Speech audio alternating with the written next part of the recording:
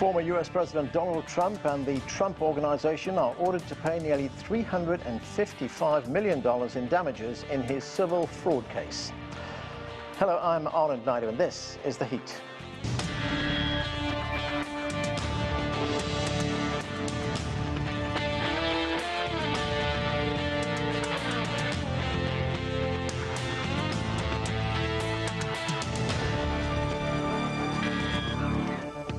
A New York judge found former U.S. President Donald Trump liable for conspiring to manipulate his net worth, ordering him to pay a penalty of nearly $355 million. Trump's lawyers vowed to appeal. The ruling is just the latest blow as the former president contends with 4 criminal prosecutions while seeking to regain the White House. Well, there is lots to talk about. Let's get to our panel. Rafael Bernal covers politics for The Hill. Adolfo Franco is an attorney and Republican strategist. Also with us is Simon Marks. He's the president and chief correspondent of Feature Story News. Thanks, everyone, for being with us. Simon, let me start with you. Great to see you again after a long time. And let's start with this civil case in New York. So this New York judge ordered Donald Trump and his sons to pay nearly $350 million in damages in this fraud case. Trump and his sons will also be barred from doing business in New York. As far as Trump is concerned, it's going to be 3 years. His sons, I should say, it's going to be 2 years. What do you make of the outcome of this case? Well, look, I think as far as the ban on doing business in New York is concerned, it could have been worse. I mean, there was talk earlier on in the case of the possibility of permanent bans from doing business in New York, which obviously would have caused Donald Trump even more difficulty moving forward. But this is a massive financial judgment against him. And while his lawyer, Alina Habba, said within the last few hours that they are going to try and appeal the outcome of this ruling, they've only got 30 days either to pay the multi-million-dollar fine or to secure a bond, which itself will be north of $30 million in order to lodge that with the court while any further legal action occurs. And many observers looking at this say that the size of the fine that is being levied absolutely has the potential to wipe out Donald Trump's available cash, certainly as far as the Trump Organization is concerned. But there is, of course, a political side to this equation, and we've already seen the former president fulminating through statements that have been issued, not just the one by Alina Habba, but a fundraising email that Donald Trump has sent out to his supporters. And he will see this, I think, as a double-edged sword, hugely problematic for the functioning of his business empire in New York, but another opportunity to say to his supporters and American voters, I am the victim of electoral and judicial persecution that adds up across all of the various cases that he's facing to election interference. Adolfo, as Simon told us there, Trump's attorney has responded to this ruling by the New York court, Alina Habba. She called the ruling a, quote, manifest injustice, plain and simple.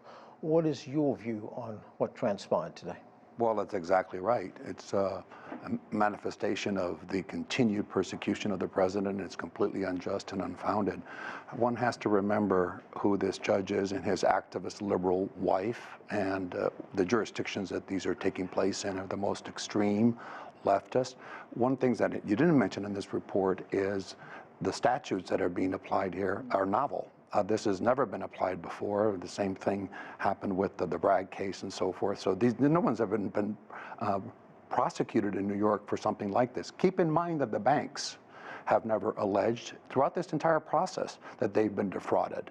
So this is a case where there is no harm and they're going after the valuations. Now, anybody can look at me with a straight face and say that real estate valuations and valuations of people who own billions of dollars, largely real estate in his case, aren't subject to debate and fluctuation. For example, in this particular case, the judge said his Mar-a-Lago property is valued at $18 million. If it is $18 million, I'll buy it tomorrow.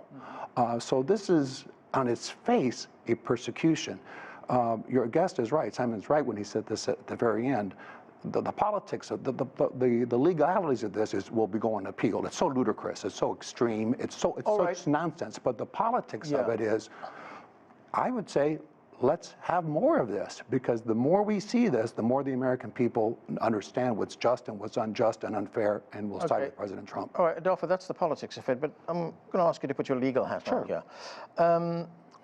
Trump's attorneys say that this is going to go on appeal. Correct. What's the next court that it will go up to? Will it be the New York State Supreme Court? Well, yes, it will, but this is why this jurisdiction is going to take for a period of time. This will go up on appeal, and it will be, I believe, reversed in like most of these cases, that even the Jean Carroll case and stuff, extravagant things that often juries, or in this case, this activist liberal judge who has it out for President Trump, are extravagant in terms of what's eventually on appeal, reversed, remanded back to the lower courts, or ultimately reduced. So this will not stand. The other matters will not stand. Right. It's creating the sensationalism that you're seeing here to try to convict President Trump in the court of public opinion, and it's backfiring.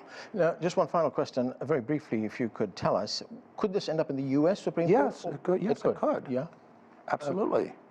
So he could appeal it all the way up to this could be remembered in the same thing with the Bragg case. They're applying federal statutes in many cases, or trying to apply federal statutes to this. So absolutely, this can be appealed. This will be a long process. Of course, your guests are right. They are draining, or trying to drain President Trump's resources, which is a fact, time and resources. And this is part of what he has called election interference and persecution. Okay. Rafael, despite all these legal challenges that Trump faces, and we saw what happened in New York today, he's still doing well in the polls. There was an Emerson poll which came out on yesterday, which showed him a point ahead of President Biden. That's a national poll. But more importantly, he's also ahead in polls that were done in key swing states like Michigan, like other states in the Midwest as well. I mean, how does one explain this enduring support for him? Well, I think Adolfo explained it very well. I don't know if it's the American people as a whole who are responding to this as a political persecution, but most certainly Trump's base. And the polls are showing that a number of independents are also responding that way, or not caring, frankly, about the results of these trials. And the thing about these polls that's interesting to me, the Biden campaign keeps saying, the election is very far away. And yes, it's true, we're not, wholly into the campaign. The primaries aren't over. He's not the official nominee. But at some point, as the months and weeks drag on, at some point, the Biden campaign has to be worried that this election will look more like 2016 than 2020. And that depends a lot on voter turnout, as we learned from those elections.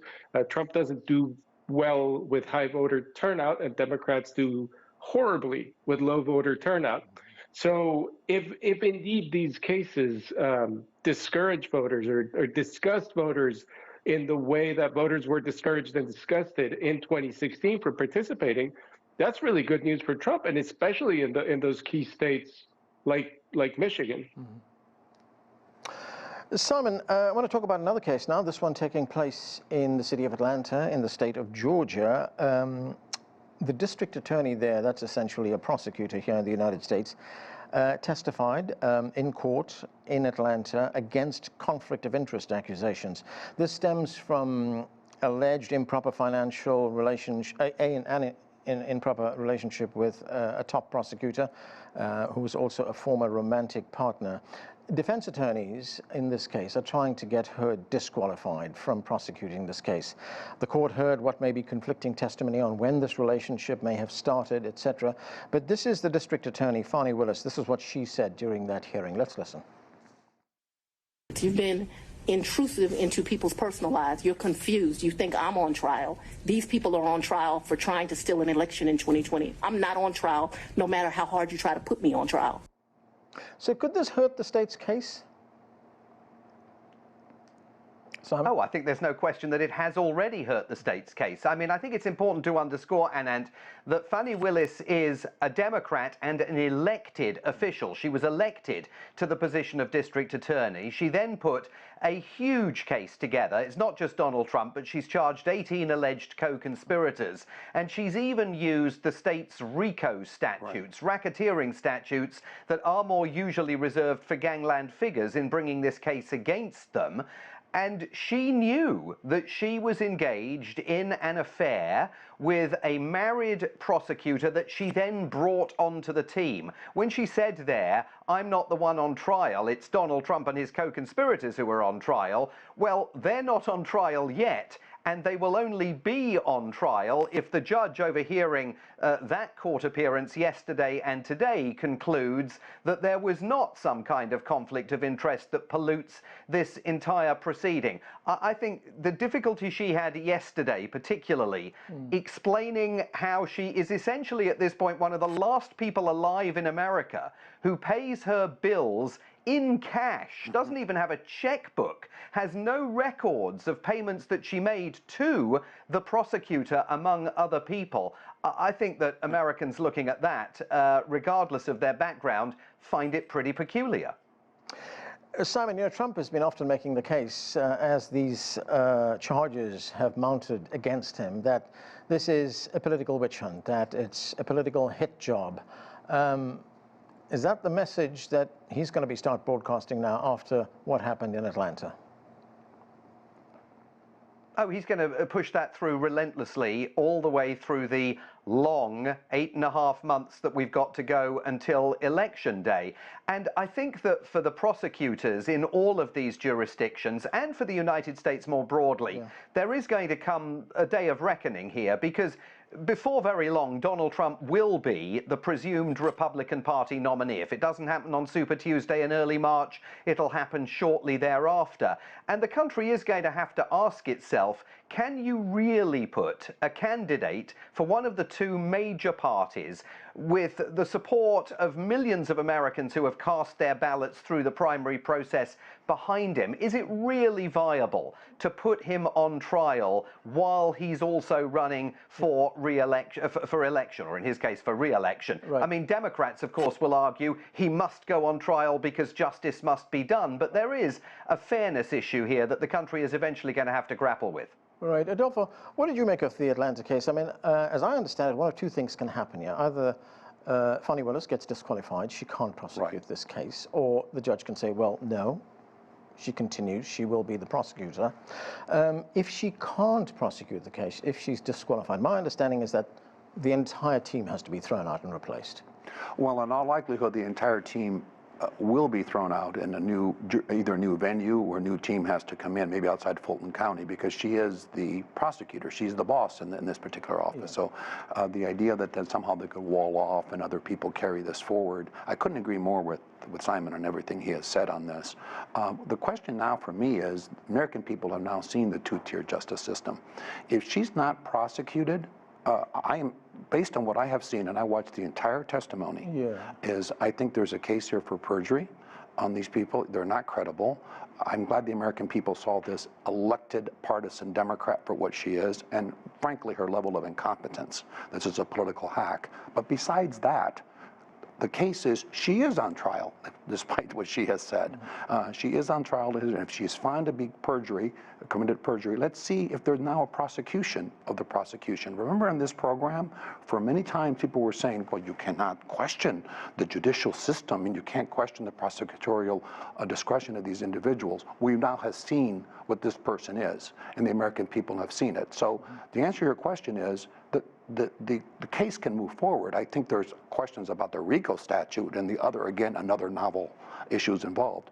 A broader question, which you haven't asked, is what is now being exposed to the coordination that's going on between these supposedly separate prosecutions that are going on in New York, Georgia, and Florida, and frankly, the Biden White House, and individuals of certainly Jack Smith's team meeting with members of the White House before these prosecutions began. This coordination among these prosecutors, which is also inappropriate, should be part of this broader investigation. The more this moves forward, the more it's clear that the president is right. It is a political witch hunt, and I couldn't agree more. President Trump will be the declared nominee within a week to 3 weeks from now. And when that happens, we can see if the American people think it's fair to put him on trial while he's running for president. Right, Rafael, I want to turn now to some of the challenges that President Biden is facing. There was a report released by the special counsel, which was looking into the classified documents that he kept with him after he had served as vice president. Well, that special counsel concluded that there is no case to bring against the president for retaining these classified documents while he was vice president. But the report was also very scathing about the president's mental capabilities, including his memory, which of course has led to another huge debate around the country on his age. I mean, it was a legal case, but has it become rapidly very political? It was, and I don't think President Biden's immediate response. It was going really well. The press conference he had the same day to counteract this report, until the last question where he made a gaffe. Not a particularly big gaffe, but it was just the timing of it was terrible when he confused the president of Mexico and Egypt. Shortly after, Democrats put out supercuts of everyone from President Trump to Speaker Johnson making similar gaffes. But that didn't really clean up President Biden's situation. His weak points, we know it, fair or unfair, are his age and the border. They will continue to be his weak points. And for somebody who has for decades been prone to gaffes, now every time he makes one, everybody's wondering whether it's just Biden being Biden or it's because his mind is slipping. Now, one thing that I feel wasn't very explored, and this speaks to the partisanship on both sides, the rancor, the way partisan advocates are going at each other. This special counsel, it was slightly irregular, I would say, to say the least. The way he described the president's state of mind, I'm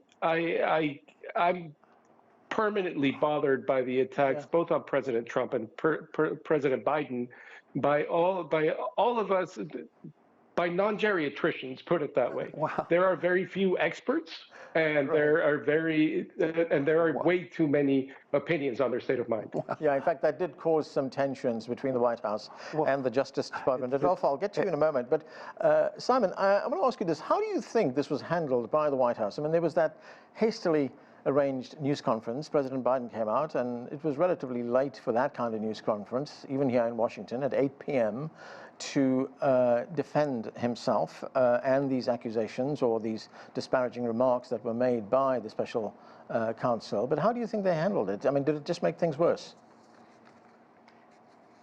Well, I think pretty poorly, and I think that the difficulty that the White House has put themselves into is that their position, and they're largely blaming the media for focusing on this, their position is essentially to say to American voters, you are not actually seeing with your own eyes what you are very much seeing with your own eyes. I mean, 76% of the country, 3/4 of America's voters say that Joe Biden, they believe, lacks the energy, stamina, capacity, and mental agility to serve in the Oval Office until he's 86. Now, there are also concerns expressed in those same polls about the slightly younger but still aged Donald Trump's capacity to return to the Oval Office. And I think that the entire issue has been very, very problematic for Joe Biden, compounded by that disastrous error he made when he confused the president of Egypt and Mexico. But also, more broadly, it does shine a light on a country that is about to host a rematch of the 2020 election with two candidates that millions of Americans on both sides, Democrats and Republicans, would much rather were not running. Adolfo, President Trump has also had problems with these kinds of memory lapses. Well, he confused Nancy Pelosi with Nikki Haley. I mean, Don't these age concerns go both ways? No, they don't. And that is just, people can make a gaffe here and there. Right. President Bush's father said Pearl Harbor was September 7th, 1941. People can make a mistake here and there. Any politician does that. The Speaker has done it, others have done it. This is a daily occurrence, which this network should carry. When you're with, when it's Queen Rania of Jordan, when he's walking around the set, the President of the United States doesn't know where he's standing, where he's going, where he's leaving. He makes mistakes every day. They're more than gaffes. The person is cognitively challenged. That's the view of the majority of the American people, including Democrats. He's just not up to the job. But here's the very simple thing we can do. Just release the transcripts of these interviews that he had with the special counsel, and we'll see how the president conducted himself. Oh, he's working so hard. This was 5 hours over 2 days, 2.5-hour interviews. President Trump sat in an interview shortly after a press conference. He answered questions repeatedly from reporters without a teleprompter, without any preconditioned questions, something Joe Biden could never do. Might say they're gaffes and so forth. Put the two men together. I doubt very much Joe Biden will ever agree to a debate with President Trump for that reason. Everyone knows President Trump's age is really biologically, or what it is, it's 77 years old, but he conducts himself as a much younger man. And this is an aged 81 years old. Tragic, but everyone sees it. And there's a point here, some polls show 86% of Americans and 71% of Democrats saying he's too old to be president. And you're absolutely right, Simon's right. You can't believe your lying eyes every single day. Just his behavior, his demeanor, his walk, everything is subject to cognitive challenges. Right. Rafael, and they can't say that about President Trump. Okay, Rafael, of course this debate about age is getting intense by the day, and talking about polls, there was a poll conducted by Monmouth University which showed nearly half of voters think it's likely President Biden will be replaced as the Democratic nominee, and the name that keeps popping up is that of the California governor, Gavin Newsom. I mean, have the Democrats really got themselves some serious problems here? Well, they're not in serious trouble yet. I mean, you can see Adolfo makes a very good exposition of the partisan view of President Biden's age, and one thing that is absolutely very true is that millions of Americans, and that is right, Democrats included, do have that perception. And in the end, it doesn't matter if Biden or Trump are old or too old or not. What matters is if voters think they're too old in the election. Obviously, not in their demeanor within the White House. Gavin Newsom is obviously very attractive to many Democrats, especially to many progressives. He's young. Although he has been controversial at times, he says the right things to a progressive audience. He's not well liked by the right, to say the least. But he would be a better debater, certainly, than President Biden. However, no Democrat is going to get in the way of a sitting Democratic president, because they know what has happened. They basically remember Jimmy Carter and Ted Kennedy's challenge, which Jimmy Carter wasn't a great candidate and Ronald Reagan was, granted, but Ted Kennedy's challenge did not help. The other historical precedent is, of course, former President Johnson stepping down sort of almost last minute. And I can't help but think that some Democrats hope that that's what President Biden will do, but I don't think anybody expects that that's what President Biden will do. Simon, I've got a few minutes left. I'm going to get into something different right now, and that is this Munich Security Conference, which started today in the southern German city. President Trump, in just a few days before this conference started, he ramped up his attacks on NATO. Let's listen to what he said. One of the presidents of a big country stood up and said, well, sir, if we don't pay and we're attacked by Russia, will you protect us? I said, you didn't pay? You're delinquent? He said, yes, let's say that happened. No, I would not protect you. In fact, I would encourage them to do whatever the hell they want. You got to pay. You got to pay your bills. So some of those comments, of course, have resulted in outrage from some quarters. How are European members of NATO responding to this?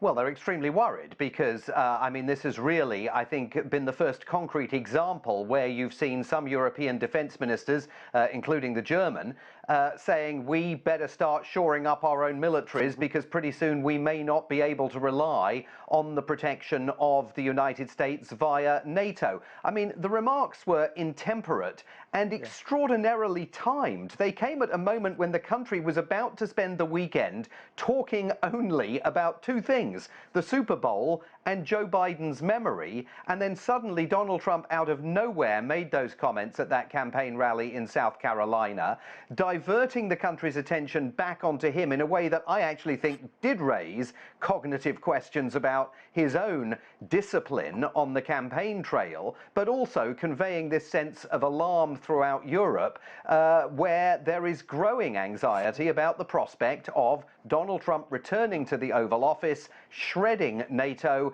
and potentially sparking World War III in the process. Adolfo, Simon called those comments intemperate, but there are also those who said that they were irresponsible. Oh, I think they were the right comments. I don't think they were intemperate at all. They were exactly what we needed to say, which is he's not going to shred NATO. What he's saying is you pay your bills. Actually, there was a lot of stepping up of European powers paying more under the Trump administration as a consequence of this message. This has been a message that Republican and Democrat presidents have delivered for many years, largely ineffectively until President Trump. He's all for NATO. By the way, that's not cognitively challenged. That's a person in charge when you see President Trump making those comments. But the actual comments are the right comments. That is, you pay your bills. Right.